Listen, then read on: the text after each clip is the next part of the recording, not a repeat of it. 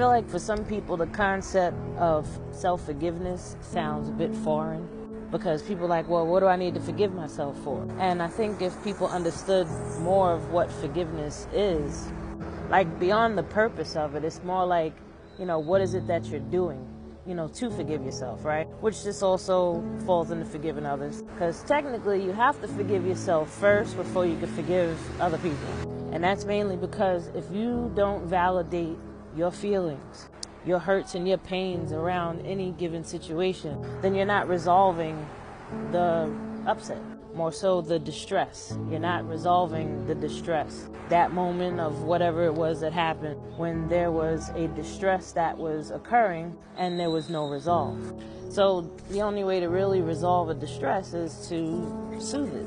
And in a sense, you're time traveling when you're soothing, because since time is nonlinear, meaning that every single last thing that's ever happened, is happening here now, in this very moment, on different frequencies. But we ain't gonna go there because I want to keep talking about forgiveness. So it's whenever you're feeling triggered and you're in an emotion, in that moment you are experiencing an old distress, something that's been there a long time.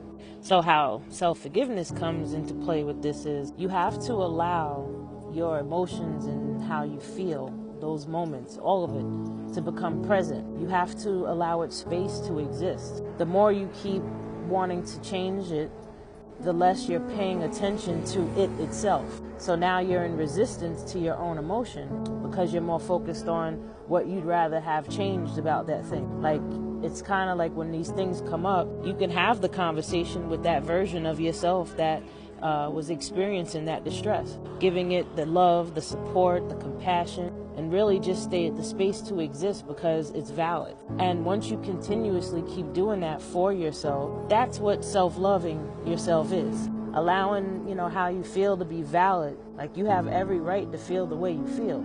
So yeah, overall, forgiveness is giving space, giving space for that part of you to exist and relieving it of its distress. And that could look like laying down and allowing yourself to cry, but not allowing yourself to cry where you're caught in the perpetual victim mode. It's more of a just allowing it to exist in a loving type of way, where as you're feeling the emotion, you're acknowledging that it's there. You're owning that it's yours and that it exists.